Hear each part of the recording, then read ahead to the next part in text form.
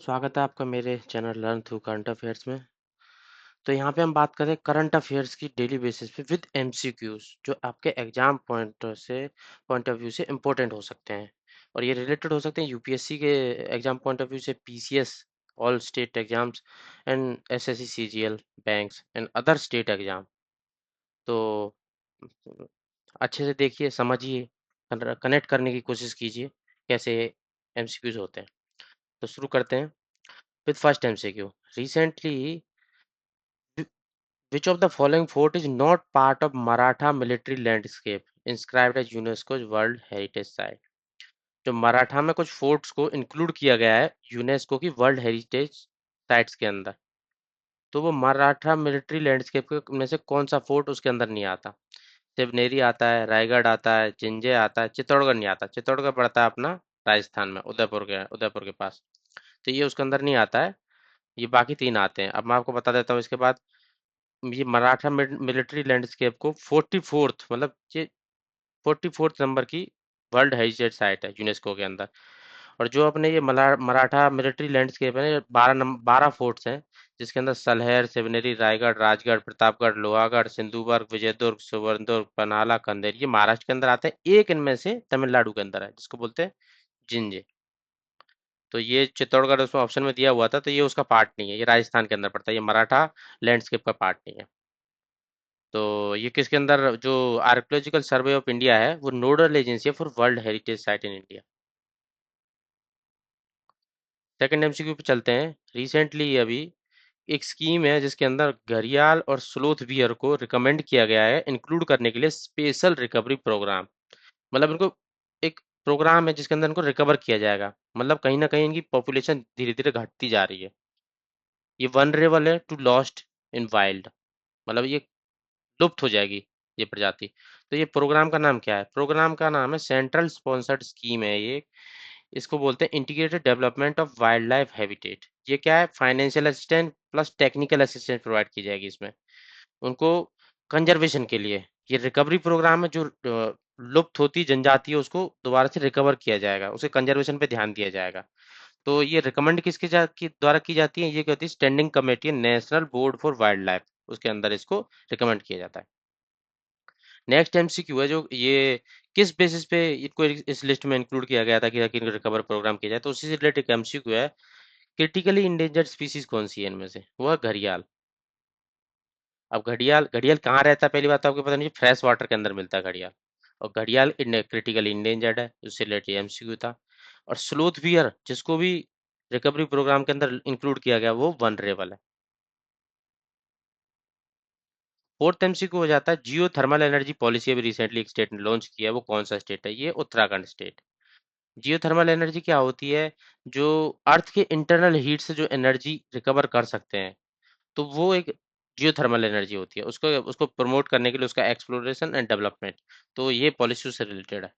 इसके अलावा major site India में जैसे लद्दाख के अंदर पूगा, चुमाथंग, और हिमाचल प्रदेश के अंदर मणिकरण ऑलरेडी है।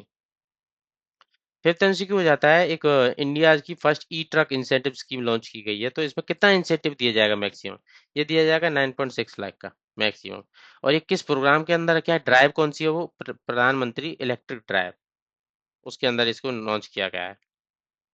एम क्या है? प्रमोट करना ई ट्रक्स, जिससे इलेक्ट्रॉनिक ट्रक्स होंगे, मतलब इलेक्ट्रिकल ट्रक्स होंगे तो कार्बन फुटप्रिंट रिड्यूस होंगे, और लॉजिस्टिक कॉस्ट भी कम निकल के आएगी। ये इसका मेन पर्पज है।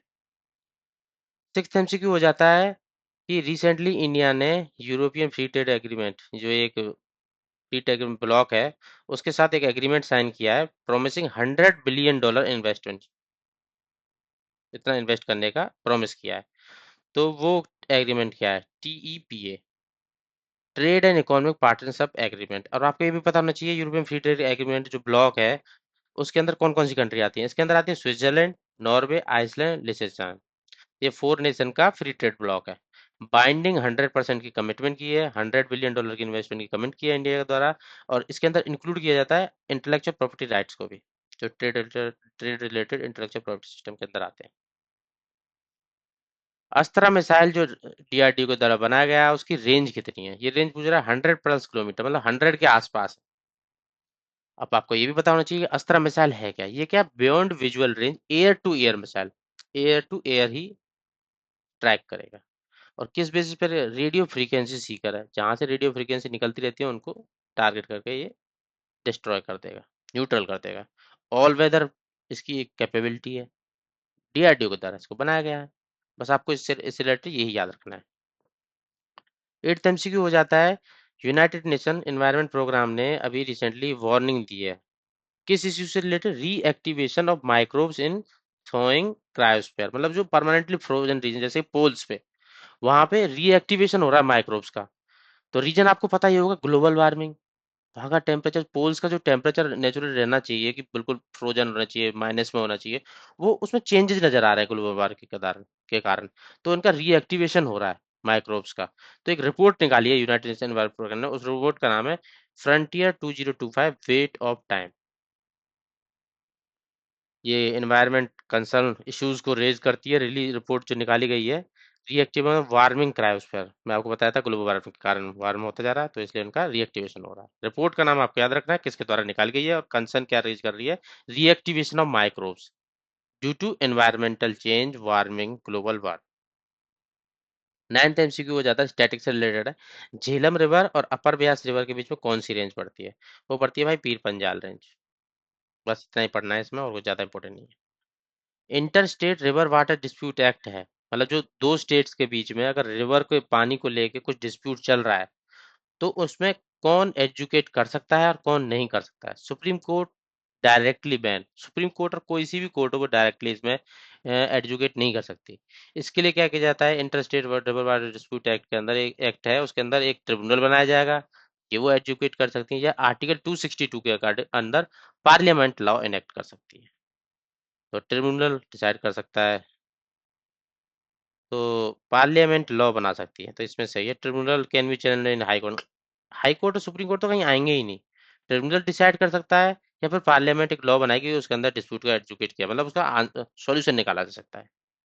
Only state can constitute tribunal, नहीं ये भी गलत नहीं है, पार्लियामेंट के द्वारा ही, मतलब इस एक्ट के अंदर ये ट्रिब्यूनल को बनाया जाता है। आर्टिकल 262 के अंदर पार्लियामेंट लॉ बना सकती है डिस्प्यूट को सॉल्व करने के लिए, रिजॉल्व करने के लिए, या interstate river water dispute act 1956 के अंदर ट्रिब्यूनल सेट किया जा सकता है। सुप्रीम कोर्ट और किसी भी तरीके के कोर्ट को ये बार करता है, ये एक्ट इंटरफेयर कर ही नहीं सकते। 11th एमसीक्यू हो जाता है, रिसेंटली कोई नेटवर्क है जिसने पाकिस्तान की प्ली को रिजेक्ट कर दिया है एआई मेंबरशिप के लिए लेकर, मतलब पाकिस्तान ने एआई मेंबरशिप बिडिंग की थी, तो उसको रिजेक्ट कर दिया उसने। तो वो कौन सा नेटवर्क है, एआईए नेट। ये क्या है, आर्टिफिशियल इंटेलिजेंस अलायंस नेटवर्क। इसको एडमिनिस्टर कौन करता है, रशिया करता है। इसके साथ साथ इंडिया के डिजिटल इंडिया फाउंडेशन ने भी अपोज किया है। Reasons all you know. Gemini law के अंदर निमिषा प्रिया से रिलेटेड एक अभी न्यूज में है। तो इसमें क्या है कि वो जो एक्सीडेंटली उनके द्वारा किसी के, मतलब पासपोर्ट को अपना रिकवर कर रही थी वो, तो उस टाइम पे एक्सीडेंटली किसी का डेथ हो गई। तो येमेनी मतलब ये मुस्लिम कंट्री है, तो यहाँ पे एक लॉ होता है, उसके अंदर इनको एग्जीक्यूशन, मतलब उनको डेथ सेंटेंस जो दी गई थी उससे उसे बचा जा सकता है। तो वो कौन सा लॉ है, payment of blood money to victim family. अब ब्लड मनी क्या है, ये टर्म आपको पता नहीं चाहिए। ब्लड मनी क्या होता है, इस्लामिक शेरिया लॉ के अंदर इसको दिया भी बोलते हैं, DIYA, दिया। इसमें क्या होता है कि होमिसाइड हो गया है बाई चांस अनइंटेंशनली, तो उसमें क्या होता है कि विक्टिम की फैमिली को आप अगर कंपनसेशन करने के लिए रेडी हो जाओगे, मतलब ऑफर करोगे, और वो एक्सेप्ट कर लेते हैं, तो आपको माफ कर दिया जाएगा, पार्डन दे दी जाएगी बाय द कोर्ट। तो ये इसी को लेके अभी निमिषा की फैमिली ने 8.6 करोड़ इंडियन रुपीस और $1 मिलियन ऑफर किया है वहां पे, अगर वो फैमिली एक्सेप्ट कर लेती है, तो इस बाई इस्लामिक लॉ, तो इस निमिषा प्रिया को एग्जीक्यूट नहीं किया जाएगा, मतलब उनको फ्री कर दिया जाएगा। यही एक only legal mechanism apart from pardon भाई, या तो फैमिली वाले ही उसको माफ कर दें, पैसे वैसे डिमांड नहीं करें, या फिर ये ऑफर करते हैं वो एक्सेप्ट कर लेते हैं, तो ये एक हो जाएगा, मतलब कि उनको विक्टिम को फ्री कर दिया जाएगा। कारसेल, कारसेल नाम का एक जंतु अभी दिखाई दिया है, जिसको इंडिया में क्रिटिकल इंडेंजर्ड लिस्ट किया गया है। तो कहाँ पे दिखाया गया है, ये मध्य प्रदेश में दिखाया गया है। ये क्या, एक कैट है, ये Gandhi Sagar wild life sanctuary में दिखाई दिया है। आईयूसीएन का स्टेटस लीस्ट कंसर्न है, बट इंडिया में इसको क्रिटिकल इंडेंजर इसलिए माना जा रहा है क्योंकि यहाँ पे उनकी जो इंडिविजुअल बचे हैं ना वो काफी कम है, 100 से भी कम है, बस इसी वजह से। नेक्स्ट एमसीक्यू हो जाता है, संचार मित्र स्कीम लॉन्च की गई है स्टूडेंट को एंगेज करने के लिए, किस एक्ट के अंदर, मतलब क्या रोल प्ले करेंगे वो? Digital ambassador for telecom awareness, क्या अवेयर करेंगे? ये वॉलंटियर बेस पे काम करेंगे, अवेयर करने का मतलब ये एज ए ब्रिज काम करेंगे between citizen and telecom ecosystem, promoting responsible mobile usage. Responsible कैसे? डिजिटल सेफ्टी से रिलेटेड अवेयरनेस फैलाएंगे, साइबर फ्रॉड डेटा प्रिवेंशन में हेल्प करेंगे, और इलेक्ट्रोमैग्नेटिक फ्रीक्वेंसी रेडिएशन से रिलेटेड भी सिटीजन्स को अवेयर करेंगे। नेक्स्ट एमसीक्यू हो जाता है जो माउंट रेनियर के अभी रिसेंटली अर्थक्वेक आया है, यूएस में है माउंट रेनियर। तो ये किस, इसका रीजन क्या है? इसका रीजन होने का कारण ये मैग्मा है, या हाइड्रोथर्मल फ्लूइड सर्कुलेशन है, टेक्टोनिक प्लेट कोलिजन है, सरफेस ग्लेशियर मूवमेंट? इसका रीजन है हाइड्रोथर्मल फ्लूइड सर्कुलेशन। मतलब बहुत ही कम स्केल पे, मतलब रिश्टर स्केल पे जो उसकी इंटेंसिटी ना काफी कम है, मतलब 2.4 two, I think this was around, this data was in news. तो वो रीजन क्या है उसका? हाइड्रोथर्मल फ्लूइड सर्कुलेशन की वजह से आया है। ये ट्रेमर्स, छोटे छोटे ट्रेमर्स फील हुए हैं काफी, मतलब काफी ज्यादा अमाउंट है, मतलब 100-200 से around. Recently national health claim exchange, जो एक मतलब हेल्थ एक्सचेंज है, उसको है फाइनेंस मिनिस्ट्री के अंदर ओवर, मतलब फाइनेंस मिनिस्ट्री उसको ओवरसाइट करती थी। तो उन्होंने क्या किया है कि ये कंबाइंड विजन के अंदर लाई जाएगी, फाइनेंस मिनिस्ट्री प्लस में insurance regulatory development authority of India, मतलब इसको भी साथ में लाया जा रहा है कि तुम भी इस पे ओवरसाइट का काम करो।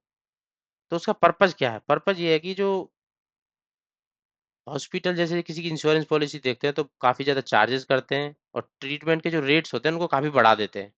अगर इनका ओवरसाइट रहेगा तो उनके रेट्स फिक्स किए जाएंगे, जिससे क्या होगा कि फाइनेंशियल बर्डन है ना वो कम होगा on the insurer, and also जो इंश्योरेंस कंपनी इंश्योरेंस निकालती हैं तो उनसे, उन पर भी इंश्योरेंस, मतलब उनको जो बर्डन है ना पे करने का हॉस्पिटल्स को, वो कम हो जाएगा।